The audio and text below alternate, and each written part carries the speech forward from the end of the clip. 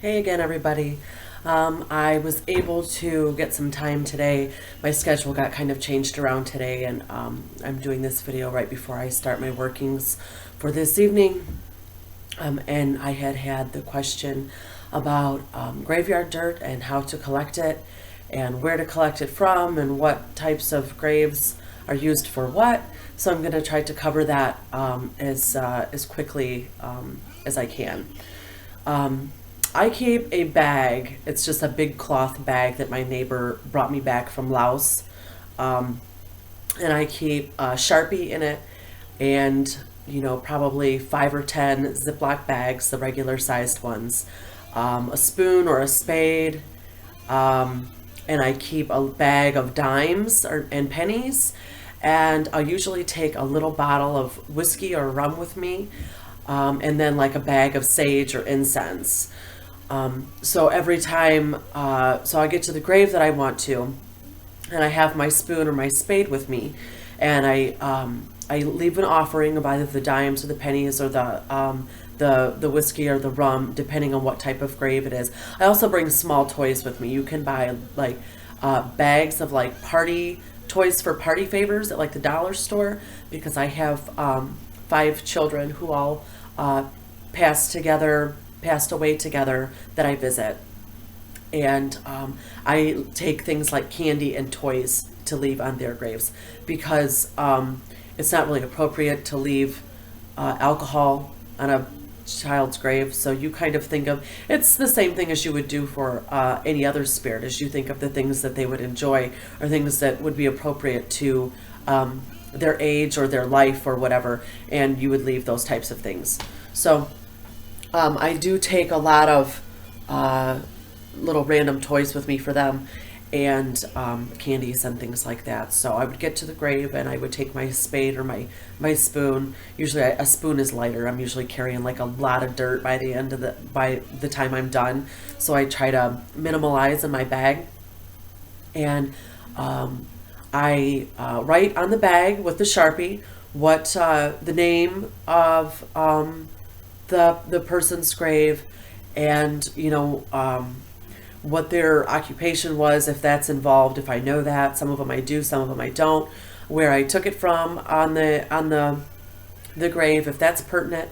And I write that on the bag with the Sharpie. Slips of paper tend to get lost or mixed up, especially when you get home and you're transferring this into your storage containers. So you write all your information on the bag.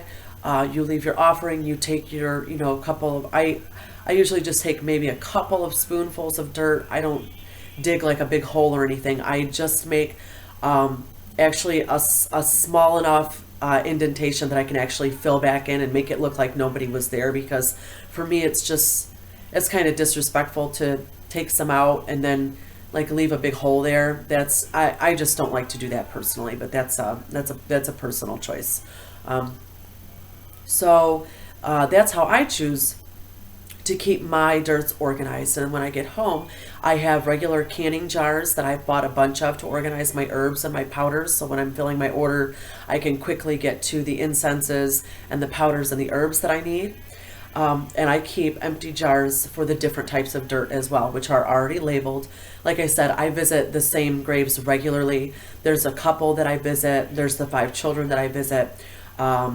There is a lawyer that I often visit because I will have to get dirt for my clients. I have a listing on my site to where I will collect the proper graveyard dirt you need for whatever your working is. A lot of people don't have access to cemeteries, or they're not comfortable with it. They're not sure how to collect those types of things, or they're just not they're just not comfortable going over there and digging around on people's graves, which I understand. And so I transfer all that over into the jars. I have them labeled. Like I said, it's the same people that I work with over and over, so my jars are already labeled. If there happened to be somebody new, I have a lot of empty jars hanging around. I keep all my empty jars from spaghetti sauce and pickles and all that kind of stuff. So I just wash them out really good and get the labels off, and I keep all those just in case I have something new that I need to store properly.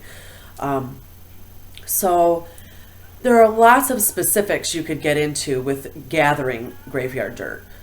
Some people pay attention to the time of day or night, or where the moon's at, if the moon's shining on it, or if there's fog, or like, there's all kinds of things that you could pay attention to.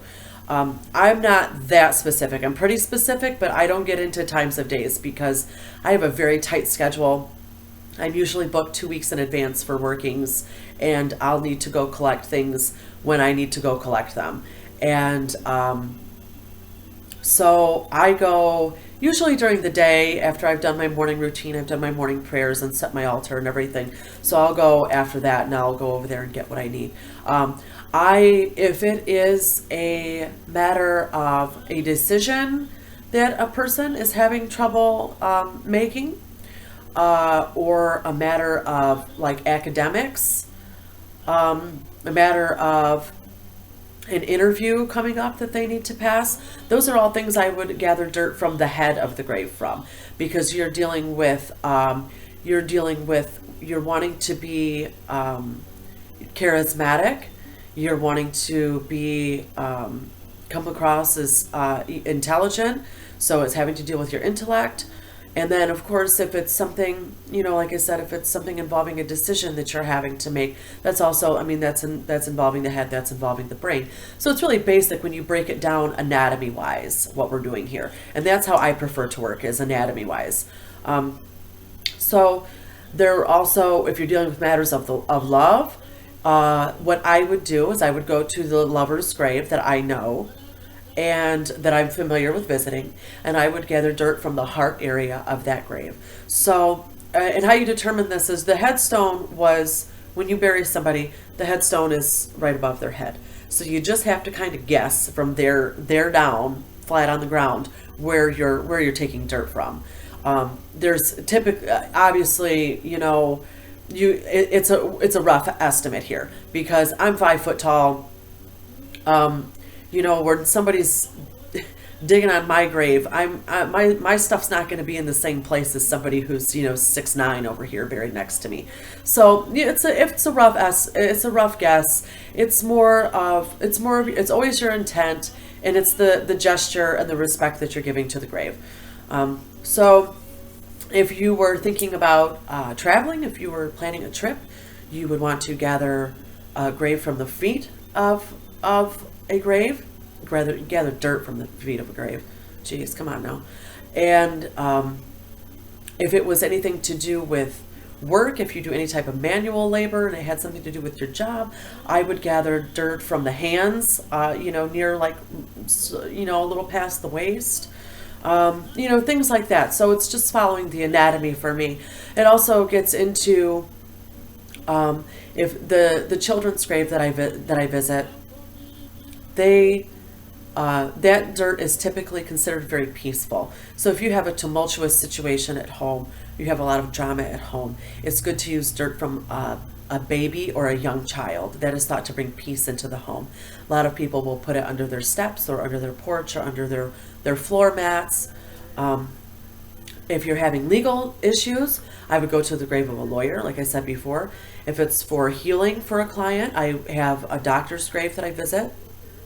If it's spiritual, if it's a spiritual issue they're dealing with, I have the grave of a reverend that I visit, and I've had people ask, why aren't you worried about offending him because, you're not a Christian and you're going to his grave and gathering his dirt, and I'm not worried about that, because I think once you pass on, I don't think you're considered with what denomination or what religion people are. I think that's something we're concerned with here in this world, and I don't believe that after spirit has left here and evolved to another, gone into another realm and is on a different vibration, that they're concerned with what religion I am. I'm trying to think of some other ones I use. We're lucky here. We have a grave of a pioneer in Kalamazoo, and I will go and use that grave if somebody is starting like a new job, or they're moving and it's or starting a new business, anything like that. That would be a new endeavor. I would use dirt from that grave. I'm trying to think of any other significant ones that I do. Sometimes I have a judge that I'll visit, and I'll use dirt from that if I have clients that are getting ready to go to court and have legal proceedings. But yeah, so hopefully you get the gist of how I do it. It's pretty, you know, like I said, once you start thinking about the anatomy of it, it's pretty self-explanatory. So I hope that helps give you a little tiny basic information about how to do that. There's tons of information online and really detailed stuff out there about how to do it. Like I said, I don't get super detailed with the days or with the time of day and all that, but it is a really, it's an important way to add to your workings. And it's also nice to just go visit the graves and leave offerings for the spirits, and it will hopefully add a whole other really rich facet to your workings and to your spirituality. Well, thanks for watching, and I appreciate you guys letting me know that you like the videos and giving me ideas of things that you would like to hear about. And you can find me on Facebook. You can find me in my shop. There'll be a link on this video, so stop by and visit me. If you have any questions, I do free consultations, so I'm always happy to talk with people. That's probably the thing that I like best about my job, is talking to people. So I hope you all have a blessed week, and I will talk to y'all soon. Ashe.